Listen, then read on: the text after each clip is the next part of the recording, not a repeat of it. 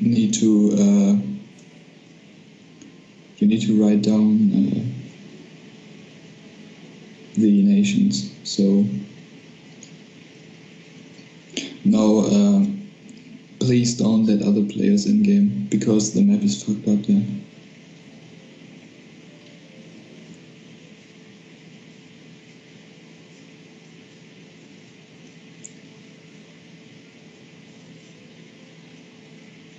You can watch the stream and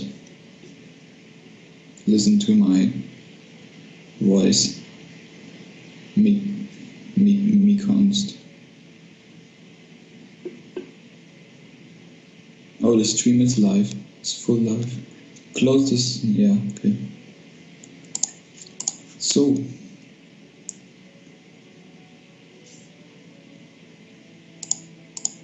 Alright. Everyone is ready? Let's check the options real quick.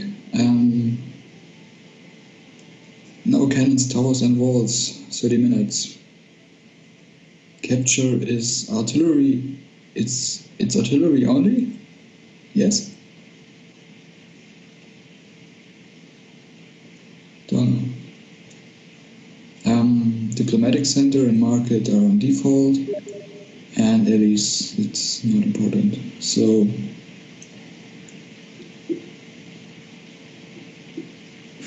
and we see Turkey against Turkey.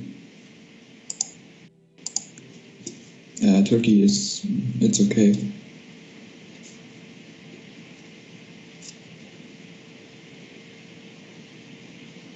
And I remind you, Color again. I don't know about the in-game sound. Maybe you need to watch the stream. Can we say now raid? Now raid is, you can't forbid raid, because you know what is raid and what is not raid. So it's a tactical maneuver and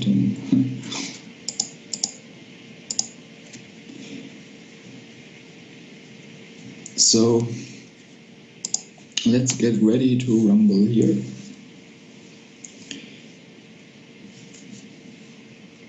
So this is, if I understand the rules, this is knockout, this is a death match already, or not death match? I don't know. I mean, the one who loses here will be out of the tournament, if I'm right. Maybe Color Fit need to explain the rules again. But I think this is a KO round. KO round. Is that right? Not? Maybe. And we are loading. So because my PC is the slowest of all, nobody has an advantage or disadvantage. So already both players start at the same time. Which is fair, I guess. Yeah. Cheap laptop, not made for Cossacks.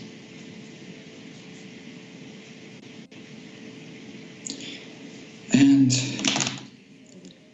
let's go here. And my PC is not the slowest, which is quite interesting.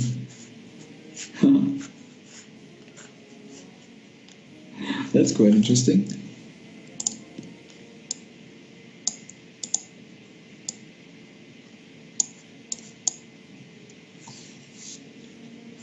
And we are waiting for LRC. I think I say just green because the name is really bad. So green against noob. Green against Ricardo, I mean, I'm sorry. Or should I say green against brown? I think I say the colors. That's the easiest thing here. So someone paused the game, and Color Fit need to get his teacup real quick. And if he's ready, we can start off with the game.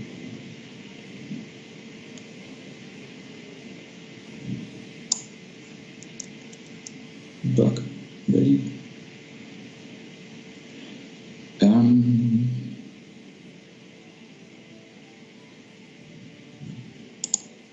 So we go. Here we go, first game.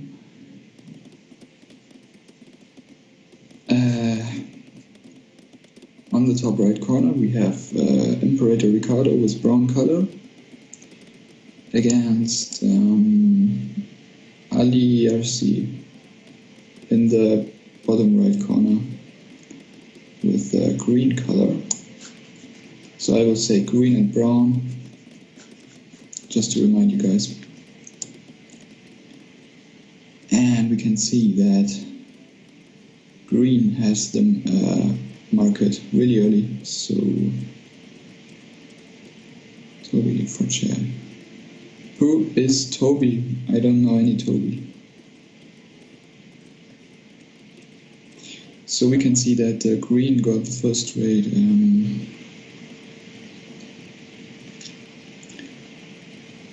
Green got the market way before brown, so he would have the better trade here, better trading rate. And the strategy from brown is here to go for early third town hall, which is quite interesting. You produce more peasants. Green instead go for a fast academy, or should I say minaret, because it's called minaret in kebab language. So he produced Ottoman pikemen, start with Ottoman pikemen. I would go for Janissaries in 30 minutes peacetime, because you can easily upgrade them for their full power, but he goes with Ottoman pikemen. And let's check the statistics here for the first time. You can see that green already got the big stone upgrade, which is quite good. And brown don't have any upgrades yet. So he goes for 2 barracks and a stable. I don't know, man, I don't know. I would be rushing both stone upgrades in the beginning. I don't know why he goes for barracks and stable right in the beginning of the game, but okay, it's his tactic. So I produce Tatars. Tatars are horse archer. They're quite effective. And he produce light infantrymen. They have a big line of sight, so they can use as drummers. Nice tactic here for Ricardo to see the whole map. And he expands really fast here on the mines and go for gold and coal mine. Coal is very important right in the beginning, because you need 12,000 coal for the very important stone upgrade, which is a key in the game. And we see that green has third town hall. Now, why no DC? Why no DC? DC is, if everyone has DC, it's it's no unfair.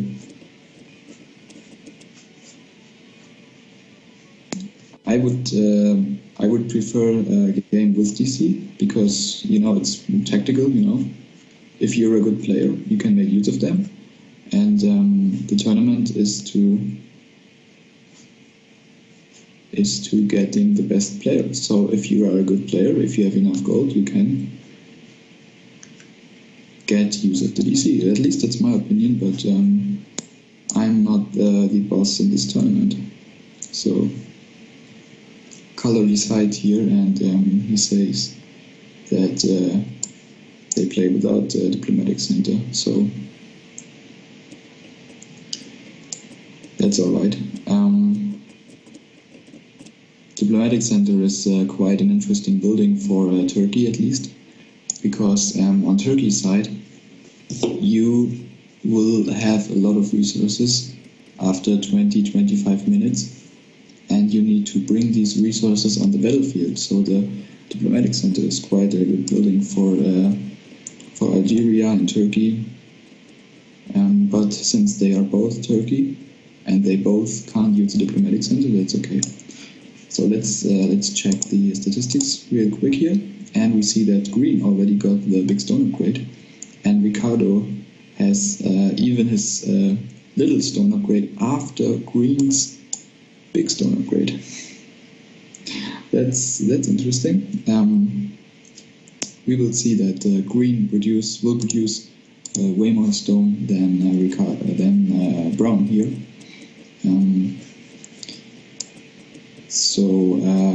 But Ricardo already has one more stable and one more barracks, and he goes for Janissaries, which is a good option, if you ask me. Of course, Janissaries need a lot of time to produce. I think around 12 seconds, but they are quite strong with full upgrades. Alright, Green has a second barracks too, and a stable, and he goes for Tatars too. I don't know, if I play with Turkey, I always go for the, I think it's called Spark, I think Spark. So the Spark is very good melee combat unit from Turkey, but the Tatar, you can produce more Tatars than Sparks. So Tatar is an interesting choice here. And we can see that Green make use of all gold mines on his territory. Let's check Ricardo's. He has... okay, so he also took all gold mines, and he used some peasants to expand on neutral territory and take over gold mines here too, which is quite interesting. Gold mines gives you more gold, obviously. So if I play 30 minutes peacetime, I always upgrade my gold mines once, so I can get 10 peasants in a gold mine. Because on the long hand, you will end up with way more gold than you spend on the mine. Because the first mine upgrades cost only, I think, 1,200 gold. And it only takes a few minutes to get this gold back. And after that, you produce way more gold with upgraded gold mines. So that's an interesting strategy. And we see that Ricardo goes for a third barracks to produce even more Janissaries, I guess. And Green, let's check Green here. Green has already 3 barracks and 2 stables. So we already can see that Green produce more stone. Let's check the amount of stone both players produced. We can see that Green has way more stone, which is just pure logic, because he goes for a faster stone upgrade instead of Ricardo, who goes for his barracks first. So we can see that Green already has the cavalry upgrade for faster cavalry production, which is a key upgrade, because you end up with double the amount of cavalry. So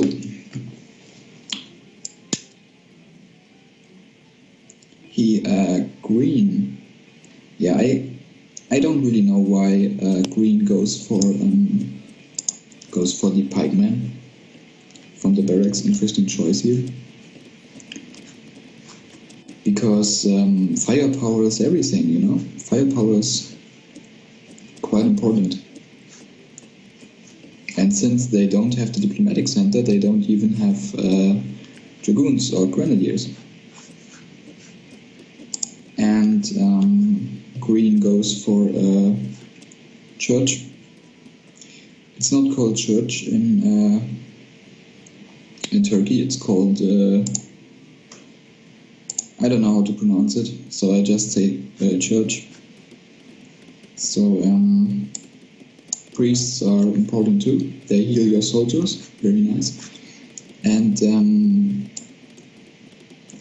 Turkey mosque. Okay, mosque. It's called a mosque or kebab house, however, what you prefer. So he goes for a mullah. Interesting choice. And Green's army is getting bigger and bigger. And Ricardo is producing more. Oh, and Ricardo has a 4th town hall. Let's check Green here. Green has only 3 town halls. So when I play 30 minutes peacetime, I use my first 10 minutes just for economy. So in the first 10 minutes, I just build 4 town halls and don't do anything else, because you produce more peasants and you can produce more stone.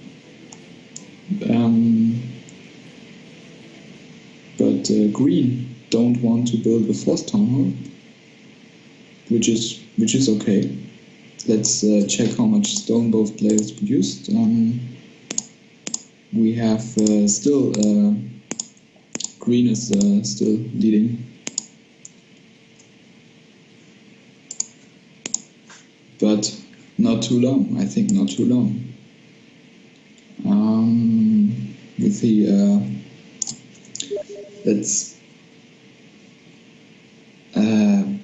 both players have 3 barracks. The 4th barracks cost 50,000 wood and stone, if I'm not wrong.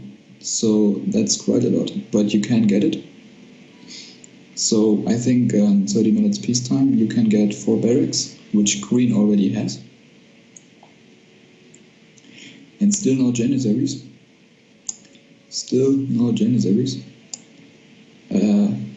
Brown instead have only 3 barracks, and now to build a 4th one. Quite interesting.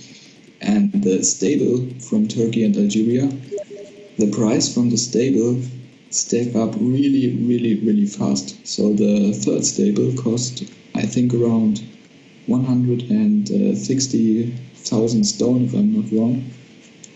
That's a lot of stone. So it's quite an expensive investment. But I think you can do it in 30 minutes. Let's check the upgrades here if something interesting happens. So we see that Ricardo got his faster cavalry production upgrade too, which is quite important. And he already has the upgrade for the Janissary fire rate upgrade, which he don't need that early. There are already over 10 minutes peacetime left, so a good player would do the upgrades for the units in the last minute of the game and spend all their resources on producing more units in the other minute, in the other time of the game. Don't know how to describe.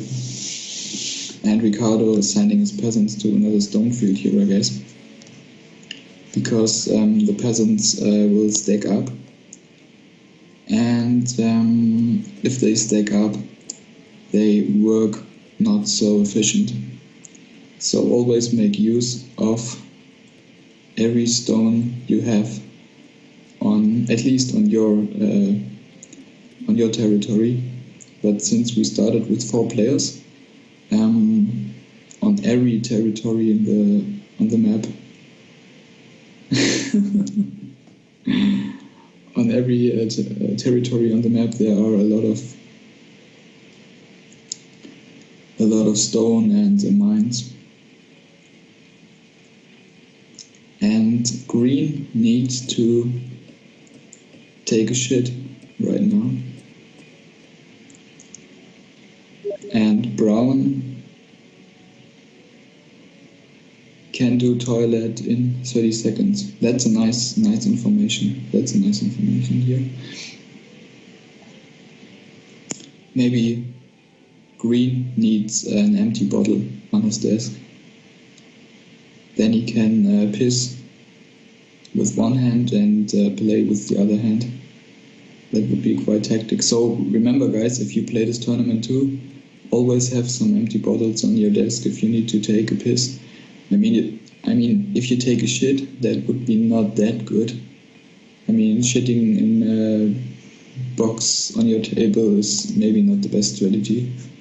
You know, I don't know if you can play when it smells that strong in your room. Maybe you will lose your battle because of some shit on your table. That's not so good. But back to the game here. We can see what we can see. Okay, green got his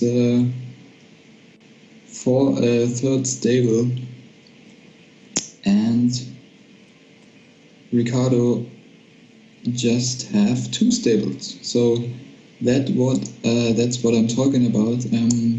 Green got his stone upgrade earlier, so he have more stone, and he can build more buildings, more military buildings here. But on the other hand, Ricardo has 4 town halls, so maybe he will get on one level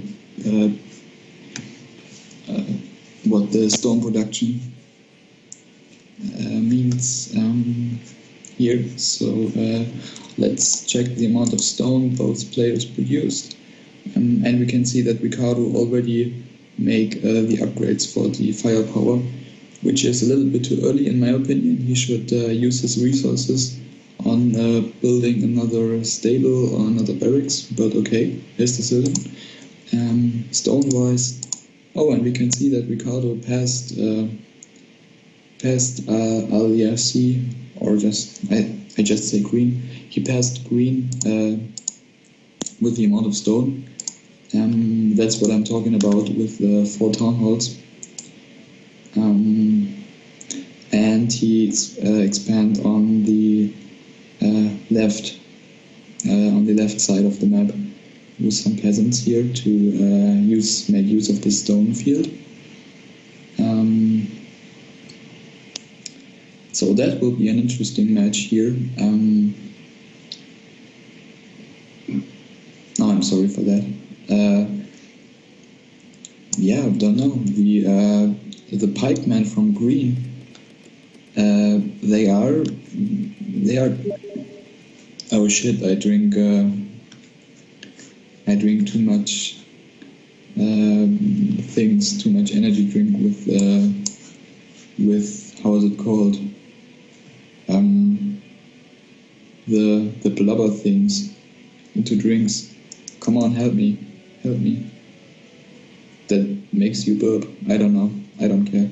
But I wanted to say that the pikeman from green can be taken out by the Tatars real quick. So the Tatars from Ricardo just need to go back, and then they shoot again and go back and shoot again and so on. So I don't know. I would not build pikeman in 30 minutes peacetime if I'm Turkey, but okay. So and remember, guys, both players can't they can't see each other's. They can't see each other's because you don't upgrade you don't have the balloon upgrade with Turkey, which is a little bit unfair if you ask me. I mean, Ukraine has no 18th century as well, but you can upgrade the balloon for 12,000 gold on the Ukraine. I think that would be good for Turkey and Algeria too. But yeah, it is how it is. You don't have the balloon on Turkey's side. And he goes for officers, which is a good choice here. But another thing, officers are interesting, but the thing is, the Janissaries and Tatars will shoot down Green's army. So if I don't know if Green even reached Brown's or Ricardo's army here, because Green has no shooting units. So this will be quite an interesting battle here. Let's check the amount of units both players have. Ricardo has 600 Tatars and 300 Janissaries and 70 officers, and Green has 500 Tatars, 100 less than Ricardo. Don't know why, but okay. And almost 600 pikemen here, but 160 officers. Good amount of officers. Much more than Ricardo has. Oh really, peacetime has ended. Thank you for this information. I don't knew about that. And Ricardo has built his 5th barracks. The 5th barracks cost 250,000 stone and the same amount of wood, which is quite an expensive price. But the thing is, if on Turkey and Algeria side, after 30 minutes you don't know what to do anymore with your resources. You don't know what to do. I mean, if you play with another nation, with where you have 18th century, you can, yeah, sure, but you know, maybe some beginners watch. So we can see that both players go for some baiting attacks, and Ricardo tries to kill the enemy officers. So you go back and forth. Oh, and he killed a lot of enemies here. Yeah, as I said, Green can't reach the enemy army here. Let's check how this battle here went out. Will went out. Will come out. Will come to an end. I don't know. And it happens what I expected. Green didn't reach the army of Ricardo. Don't know what Green did here, but not worked out very well.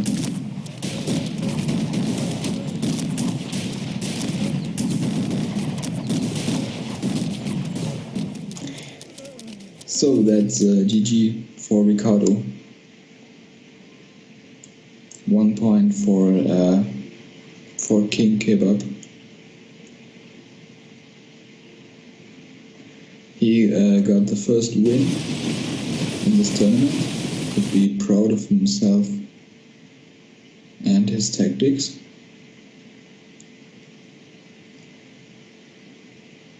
But well played from Green too, of course. Good player, good, nice strategy here.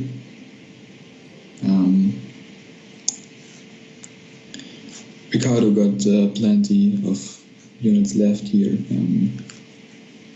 And yeah, that was the first match. Congratulations to Ricardo.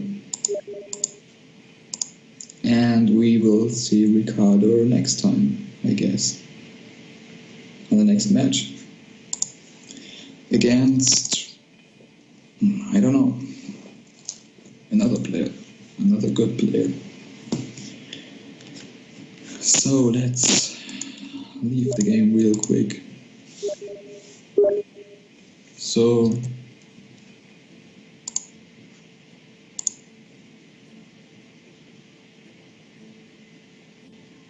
yeah, I think I already did.